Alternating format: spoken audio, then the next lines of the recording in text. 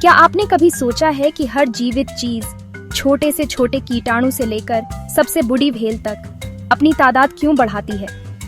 ये एक शानदार सवाल है।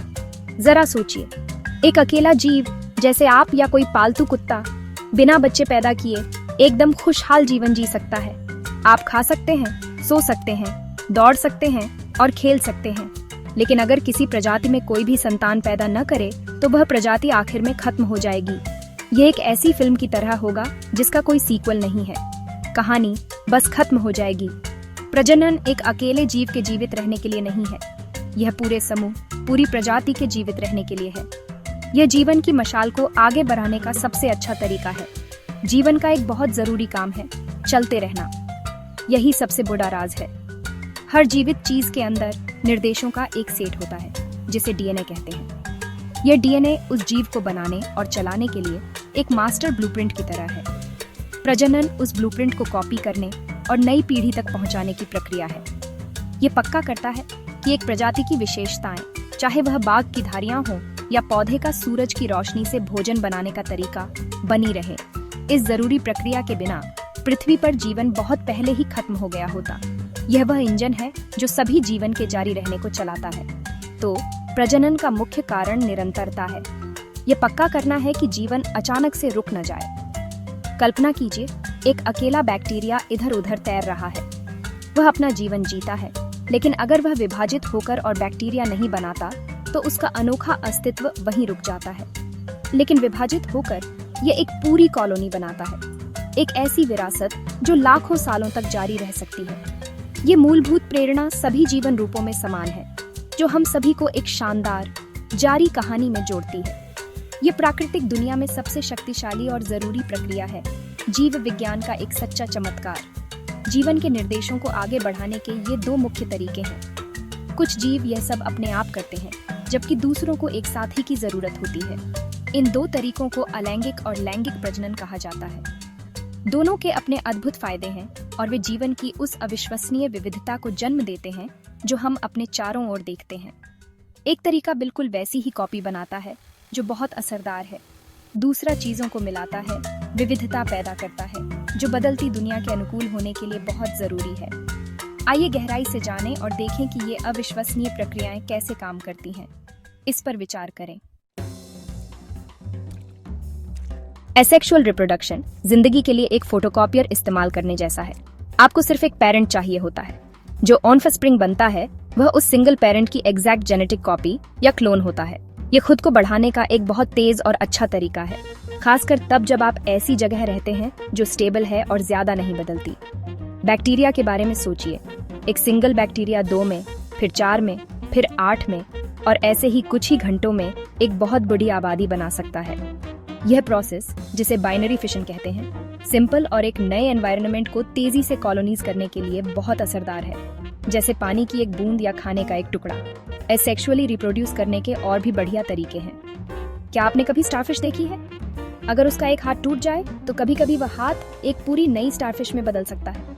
इसे फ्रैगमेंटेशन कहते हैं। प्लेनेरिया नाम के फ्लैटवर्म्स भी ऐसा कर सकते हैं। अगर आप किसी एक को आधा काट दें तो आपको 2 नए कीड़े मिलेंगे। फिर बडिंग है, जो यीस्ट और हाइड्रा जैसे छोटे ऑर्गेनिज्म करते हैं। एक छोटी बर्ड एक छोटे मिनी मी की तरह पेरेंट के साइड में उगना शुरू करती है। आखिर में वह टूट जाती है और एक नया इंडिपेंडेंट इंडिविजुअल बन जाती है। ये मल्टीप्लाई करने का एक सीधा और आसान तरीका है। पौधे भी एसेक्सुअल रिप्रोडक्शन के मास्टर हैं। कई पौधे अपने ही हिस्सों जैसे स्टेम, रूट्स या पत्तियों से नए इंडिविजुअल उगा सकते हैं। इसे वेजिटेटिव प्रोपगेशन कहते हैं। जैसे अगर आप एक स्पाइडर प्लांट से एक कटिंग लें और उसे पानी में डालें तो उसमें रूट्स उगेंगी और वह एक पूरा नया पौधा बन जाएगा। स्ट्रॉबेरी के पौधे जमीन पर रनर भेजते हैं और इन रनर्स से नए पौधे उगते हैं। इसीलिए आप उन्हें अक्सर घने पैचेज में उगते हुए देखते हैं। किसान और माली आलू और केले जैसे पौधे उगाने के लिए हमेशा इस तरीके का इस्तेमाल करते हैं, जिससे ये पक्का हो सके कि उन्हें हर बार बिल्कुल वही क्वालिटी मिले। क्लोन बनाने का सबसे बड़ा फायदा स्पीड और सिंपलिसिटी है।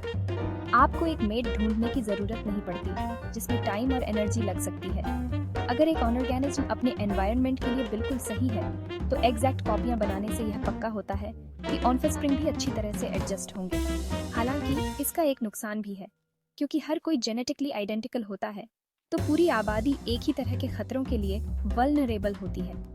एक सिंगल बीमारी या एनवायरनमेंट में चेंज सबको खत्म कर सकता है। कोई वेरिएशन नहीं है, कोई जेनेटिक टूलकिट नहीं है जो कुछ इंडिविजुअल्स को एक नई चुनौती से बचने में मदद कर सके। यह जिंदगी के लिए एक high risk high reward strategy है। अब बात करते हैं दूसरे तरीके की, सेक्सुअल रिप्रोडक्शन। इस तरीके में दो पेरेंट्स या कम से कम दो अलग अलग रिप्रोडक्टिव सेल्स की जरूरत होती है। हर पेरेंट नए ऑनफस्प्रिंग के लिए आधा जेनेटिक इंफॉर्मेशन देता है। इसे ऐसे समझो जैसे दो ताश के डेक को मिलाकर एक नया यूनिक हैंड बनाना।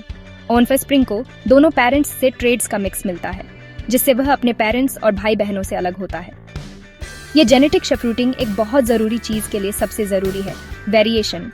ये वेरिएशन एवोल्यूशन के लिए कच्चा माल है और स्पीशीज को बदलती दुनिया में ढलने और जिंदा रहने में मदद करता है। पौधों की दुनिया में फूल सेक्सुअल रिप्रोडक्शन का स्टार होता है। फूलों में इस प्रोसेस के लिए स्पेशल पार्ट्स होते हैं। मेल पार्ट्स, जिन्हें स्टेमन कहते हैं, एक बारीक पाउडर बनाते हैं जिसे पॉलन कहते हैं। फीमेल पार्ट, जिसे पिस्टल कहते हैं, उसमें ओव्यूल्स होते हैं। रिप्रोडक्शन के लिए एक फूल से पॉलन को दूसरे के पिस्टल तक पहुंचना होता है। इस ट्रांसफर को पॉलिनेशन कहते हैं। यह हवा, पानी या मधुमक्खियों, तितलियों और पक्षियों जैसे जानवरों की मदद से हो सकता है।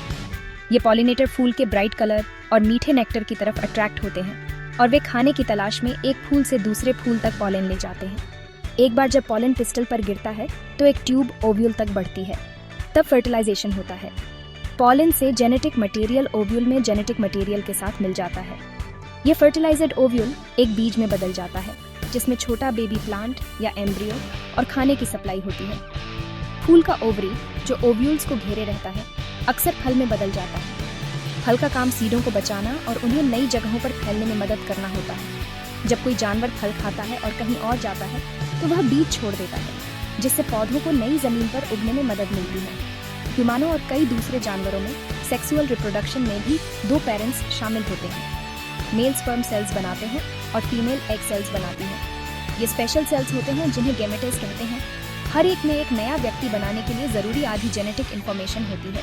यह प्रोसेस प्यूबर्टी से शुरू होती है, एक ऐसा समय जब किसी व्यक्ति का शरीर मैच्योर होता है और रिप्रोडक्शन के काबिल बनता है। इसमें रिप्रोडक्टिव ऑर्गन्स का डेवलपमेंट और इन स्पेशल गैमेटेस का प्रोडक्शन शामिल है। एक स्पर्म और एक एग सेल का मिलना एक नया जेनेटिकली यूनिक इंसान बनाने की अविश्वसनीय यात्रा की शुरुआत करता है। प्यूबर्टी अमेजिंग चेंज का टाइम होता है, जब एक बच्चे की बॉडी एडल्ट की बॉडी में बदल जाती है। बॉयज के लिए ये आमतौर पर 12 और 16 साल की उम्र के बीच होता है। उनकी आवाज गहरी हो जाती है, उनके चेहरे और बॉडी पर बाल उगते हैं, उनकी मसल्स बूढ़ी हो जाती है और उनकी बॉडी स्पर्म बनाना शुरू कर देती है। गर्ल्स के लिए प्यूबर्टी आमतौर पर थोड़ी जल्दी 10 से 14 साल की उम्र के बीच शुरू होती है। उनके ब्रेस्ट्स डेवलप होने लगते हैं, उनके हिप्स चौड़े हो जाते हैं और उन्हें मेंस्ट्रुएशन नामक एक मंथली साइकिल आने लगता है। यह तब होता है जब उनकी बॉडी हर महीने एक एग सेल रिलीज करना शुरू कर देती है, प्रेगनेंसी की पॉसिबिलिटी के लिए तैयारी करती है। एक मेल स्पर्म सेल और एक फीमेल एग सेल के फ्यूजन को फर्टिलाइजेशन कहते हैं। यह अमेजिंग इवेंट आमतौर पर सेक्सुअल इंटरकोर्स के बाद फीमेल की बॉडी के अंदर होता है। लाखों स्पर्म में से केवल एक ही एग को सफलतापूर्वक फर्टिलाइज कर पाएगा। एक बार फर्टिलाइज होने के बाद एग, जिसे अब ज़िगोटे कहा जाता है, डिवाइड और ग्रो करना शुरू कर देता है। ये यूटरस या वोम तक जाता है, जहां यह दीवार से जुड़ जाता है और डेवलप होता रहता है। ये प्रेगनेंसी की शुरुआत है, लगभग 9 महीने की अवधि, जिसके दौरान एक सिंगल सेल एक फुली फॉर्म्ड बेबी में बदल जाता है, दुनिया में जन्म लेने के लिए तैयार। अगर एक एग रिलीज होता है लेकिन स्पर्म द्वारा फर्टिलाइज नहीं होता है तो वह डेवलप नहीं हो सकता है। यूट्रस की लाइनिंग, जो प्रेगनेंसी के लिए तैयार होने के लिए मोटी हो गई थी, अब उसकी जरूरत नहीं है। बॉडी इस लाइनिंग को अनफर्टिलाइज्ड एग के साथ शेड कर देती है। इस प्रोसेस को मेंस्ट्रुएशन या पीरियड कहते हैं और यह रिप्रोडक्टिव ईयर्स के दौरान ज्यादातर महिलाओं के लिए महीने में एक बार होता है। यह एक नॉर्मल और हेल्थी साइन है कि एक महिला का रिप्रोडक्टिव सिस्टम ठीक से काम कर रहा है। यह लाइफ साइकिल का एक नेचुरल पार्ट है और पोटेंशियल रिप्रोडक्शन के लिए तैयारी है। क्योंकि रिप्रोडक्शन लाइफ का एक ऐसा इंपॉर्टेंट पार्ट है, रिप्रोडक्टिव हेल्थ भी इनक्रेडिबली इंपॉर्टेंट है। इसका मतलब है अपनी बॉडी के काम करने के तरीके को समझना इन्फॉर्म्ड डिसीजंस लेना और सेफ रहना। ऐसे मेथड्स हैं जैसे कॉन्डम्स का यूज करना या बर्थ कंट्रोल पिल्स लेना, जो प्रेगनेंसी को तब तक रोक सकते हैं जब तक कोई व्यक्ति तैयार ना हो जाए। ये मेथड्स, जिन्हें कॉन्ट्रासेप्शन के नाम से जाना जाता है, सेक्सुअली ट्रांसमिटेड इन्फेक्शंस के फैलने को रोकने में भी मदद करते हैं। रिप्रोडक्शन को समझना सिर्फ साइंस नहीं है, यह हमारे हेल्थ और दूसरों के हेल्थ की रिस्पॉन्सिबिलिटी लेने के बारे में है। यह हमें ऐसे चॉइसेस बनाने के लिए एम्पावर करता है जो हमारी लाइफ्स के लिए सही है, यह सुनिश्चित करते हुए कि हम हेल्थी और सेफ रहें।